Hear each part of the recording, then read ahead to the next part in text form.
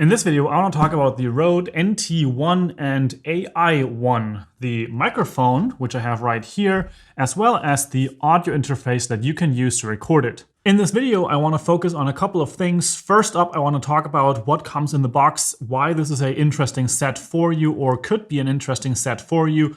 Also, we are going to look at these things separately from each other, so the audio interface by itself and also the microphone by itself. In this video, you will hear samples of this microphone, the Røde NT1, connected to the AI-1 audio interface and recording in Audition, but also I will connect this to my audio recorder, the Zoom F6, record in 32-bit float, run a loudness normalization to -16 LUFS, and you will also be able to hear that in those samples that I will show during this video. I will also have some clips comparing this microphone with the Røde PodMic.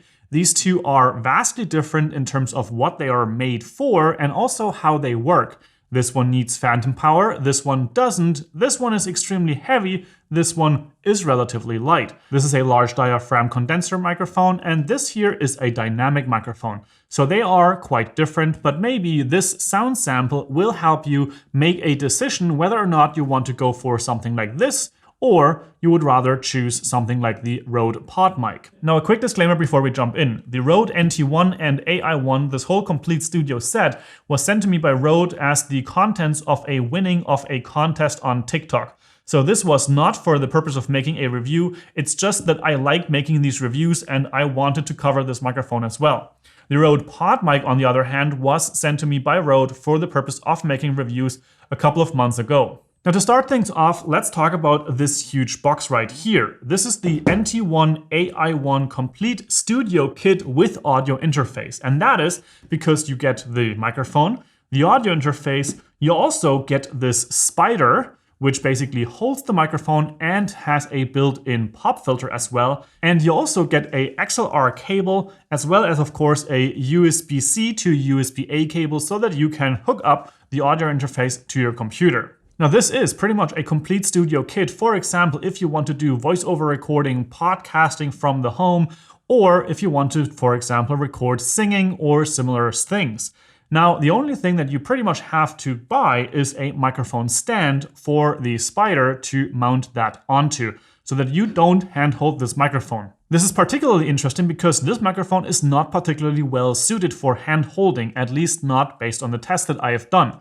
I also have this blue ring inside of this little connection port right here for the XLR cord to put more tension on it, which supposedly should do that it does not have any connectivity issues or stuff like that. But sounds from the cable, as well as moving between hands and stuff like that, is going to be transported onto the sound file, and you don't want that. So it is best to use this microphone with, for example, a mounting spider like this, which uses bungees so that the microphone itself is basically shock mounted or shock proofed so that it does not record all of those things. But it is still important not to necessarily touch or fuss with a cable. So make this a studio recording setup. Don't touch it, don't move it, and then your recording will sound pretty stellar. The other thing to focus on, of course, is the audio interface. This is a single channel audio interface, which means right here on the front, we have one XLR port, which can also be used, for example, for recording an electric guitar with this jack connector right here. Then you have two knobs right there, one of which is the microphone gain. And if you press this button, then you will actually have the phantom power engaged when there is a red light showing up. And the other side right here is used when you also want to run a headphone set out of this device, so you can adjust the gain or the loudness of your headset.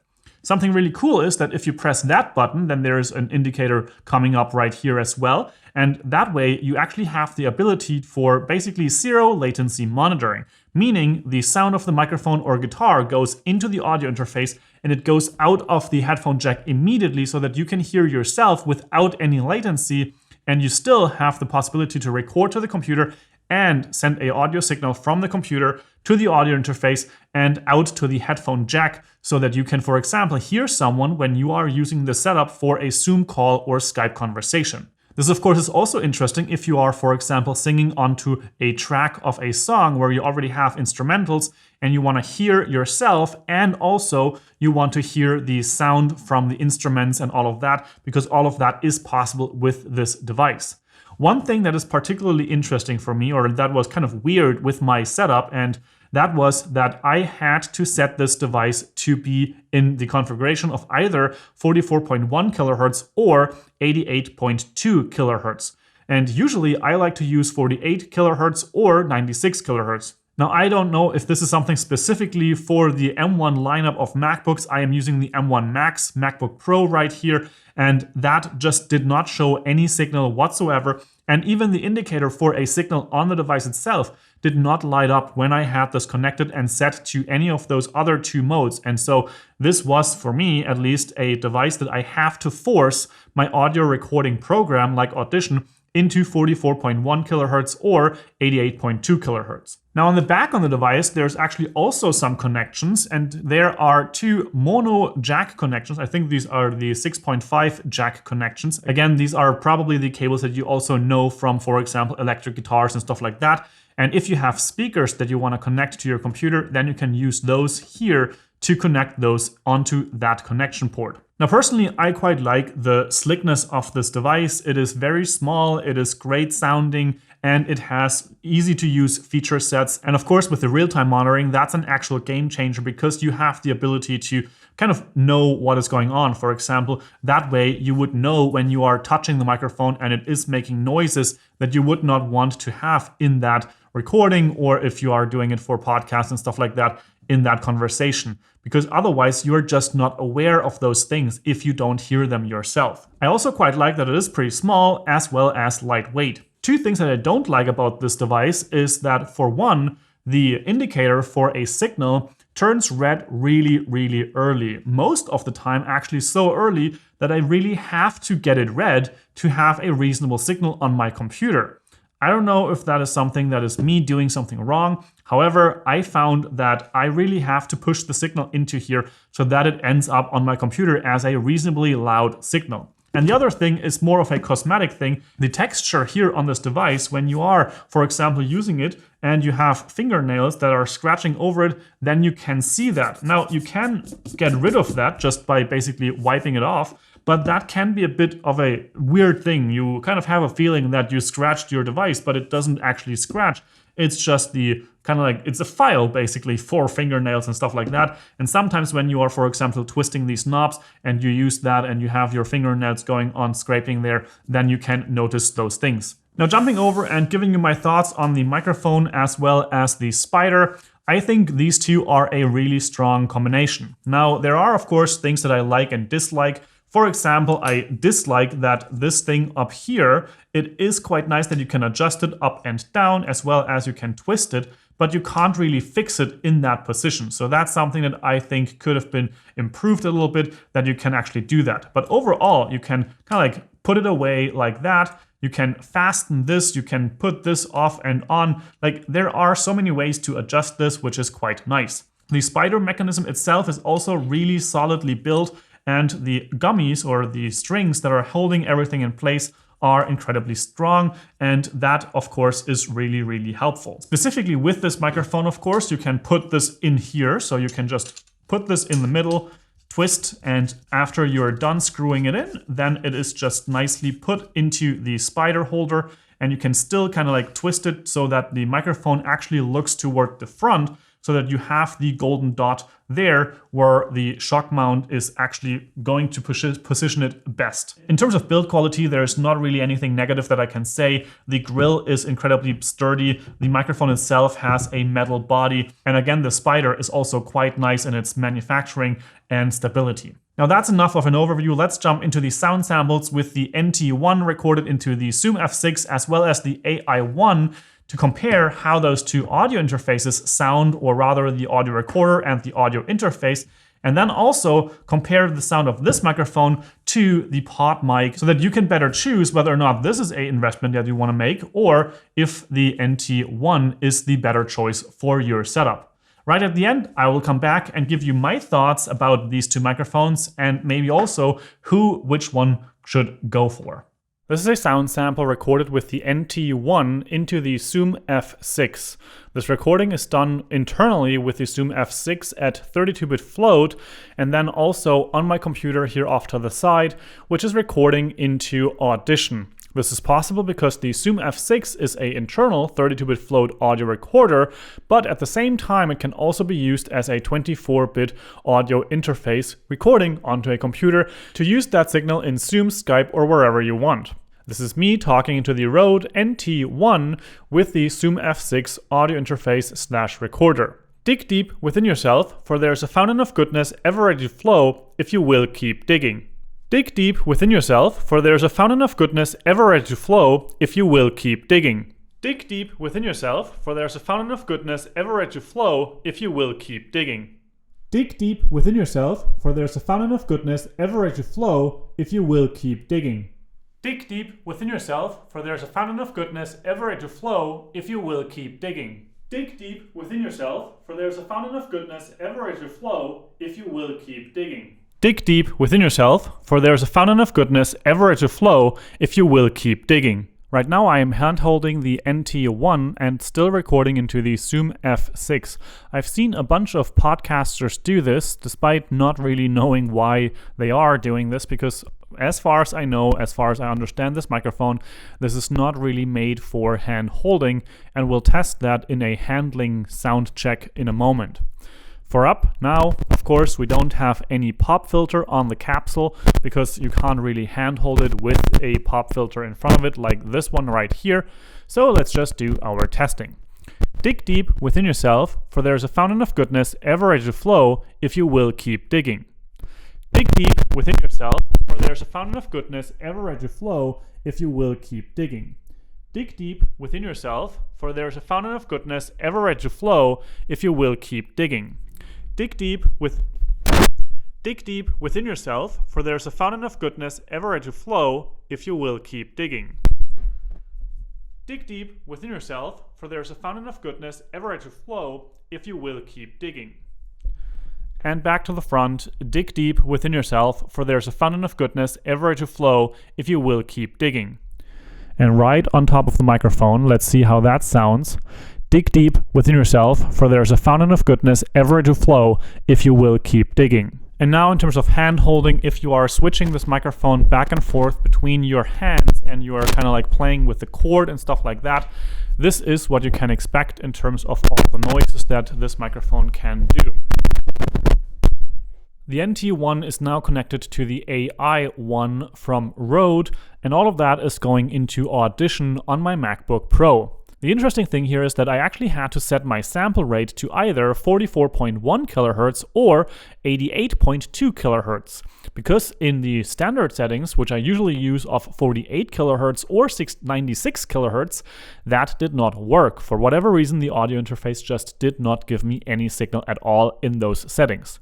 But now let's jump into the sound sample, or testing out how all of this sounds when I am holding this in my hands, as I am moving it between my hands for some sound sampling that way to see how things are working there. And of course also if you're experiencing any cutouts based on movement on the cord or stuff like that.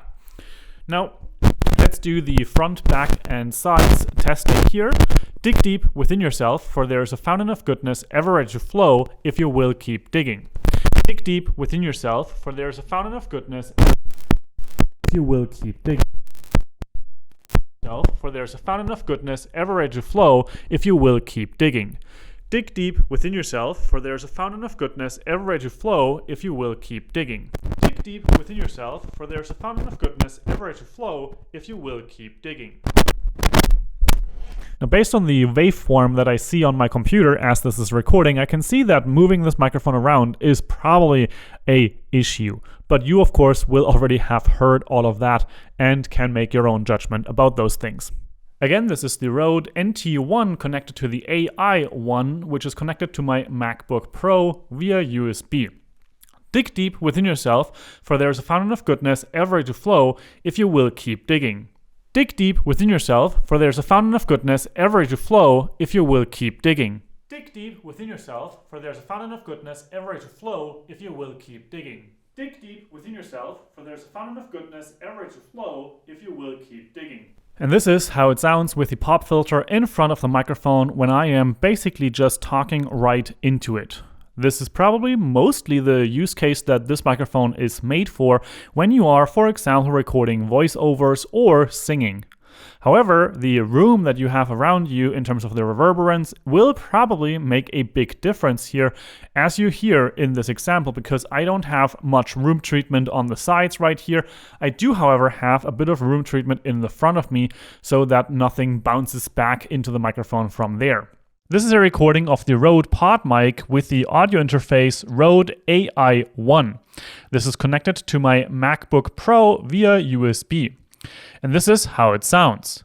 Dig deep within yourself, for there's a fountain of goodness ever ready to flow if you will keep digging. Dig deep within yourself, for there's a fountain of goodness ever ready to flow if you will keep digging. Dig deep within yourself, for there's a fountain of goodness ever ready to flow if you will keep digging. Dig deep within yourself, for there's a fountain of goodness ever ready to flow if you will keep digging. And we're back right on top of the microphone. Dig deep within yourself, for there's a fountain of goodness ever ready to flow if you will keep digging. Dig deep within yourself, for there's a fountain of goodness ever ready to flow if you will keep digging. Dig deep within yourself, for there's a fountain of goodness ever ready to flow if you will keep digging. Dig deep within yourself, for there's a fountain of goodness ever ready to flow if you will keep digging. And since just about any microphone sounds better when you have some kind of a pop filter in front of it, this is how the Rode PodMic sounds with a pop filter still recording with the AI-1 audio interface. Dig deep within yourself, for there's a fountain of goodness ever ready to flow if you will keep digging. Now this is the Rode PodMic recording internally on the Zoom F6 in 32-bit float, and at the same time also recording on my computer in 24-bit. This is how it sounds. Dig deep within yourself, for there's a fountain of goodness ever ready to flow if you will keep digging. Dig deep within yourself, for there's a fountain of goodness ever ready to flow if you will keep digging. Dig deep within yourself, for there's a fountain of goodness ever ready to flow if you will keep digging. Now I know that these comparisons can be quite overwhelming, and it is really hard to give you all the best perspectives, because what is better? Is it better to have all the sound samples of one microphone right after each other, or is it actually better to have the same situation with different microphones right after each other? I don't really know, but I hope that the sound samples that I arranged here were helpful for you to kind of like get to know these microphones, and specifically the NT1 and the AI-1, which come in this studio kit. Now, in my opinion, if you are building out a podcast studio at home, then I would go for the PodMic because it has more of the characteristics of a broadcast microphone. It is heavier. It also has a kind of like a sound that is more concentrated right in front of the microphone. It will give you less of the reverberance of your room and all of that. So that is quite nice and helpful. Now, of course, you will have to get some extra things with this microphone, like for example, a mic stand, a pop filter. Those two are quite helpful. And of course, a audio interface, because it is still an XLR microphone. And there, the AI-1 is, in my opinion, actually quite powerful. It is simple to use, relatively lightweight, and of course, doesn't really need much work to get up and running. It has a great sound, and of course, with the headphone jack, you also have the ability for real-time monitoring, which can be incredibly helpful so that you know what is going on with your microphone and you don't get surprised while, for example, editing, or when someone on the other side kind of complains about all the noises that you're making. Now, on the other hand, if you're looking at something like the NT1, I would say this is a microphone which is particularly interesting if you are doing more voiceovers, if you're doing a lot of singing, for example, and if you have a room that is more treated than what you can already get away with the PodMic. So if you have a room or you have a setup, some kind of a sound booth situation, and you want to get that fuller sound, then this bigger membrane can give you that. And of course, if you are completely setting up everything from scratch and you need an audio interface to this microphone, then of course the complete studio kit from Rode is a smart idea, because you get the audio interface and the microphone in a kit. And I think from what I remember, the combination of these two is actually significantly cheaper than buying them separately. Now, if this video was helpful for you, a thumbs up would be greatly appreciated. And with all that said, I hope you have an amazing day, make it your life, and I will see you in the next one. Ciao, ciao!